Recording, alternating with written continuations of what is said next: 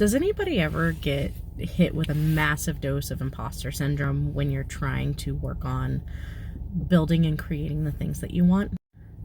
Yesterday, while I was trying to work on my business plan and my service dog training program and all the things that I'm trying to build and work towards and build RPG dog training into, I got absolutely paralyzed with imposter syndrome.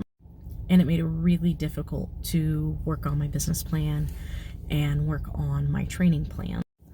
And then today, after I hung out with one of my friends, I had a thought, and I realized that if Dog Daddy and Caesar Milan can make absolute bank on, just trash training, abusing dogs, calling it dog training, that if that is the absolute bare minimum bar, bottom of the floor, I can do better than that.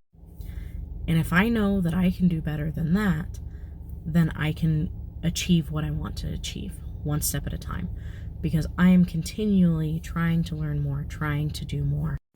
The other thing that crossed my mind when I was thinking through the imposter syndrome stuff is that people like Ryan Reynolds and people like Neil Armstrong have both openly said, I don't feel qualified for this.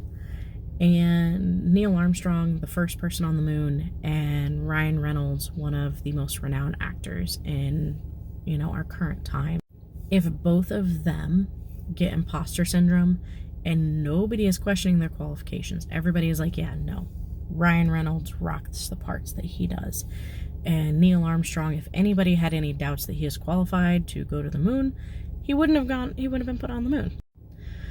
So one of the things that I'm going to start doing for myself is when I don't feel qualified and when I'm getting hit with imposter syndrome is that I'm going to remind myself of those 4 names, and then I'm also going to remind myself of what I do to become more qualified than I already am.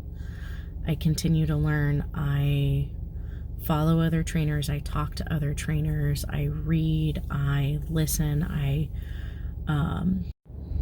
have big goals for RPG dog training, and I'm not going to let a little bit of imposter syndrome stand in my way. If you are also somebody who experiences imposter syndrome, what are some of the things that you do to help yourself get through it?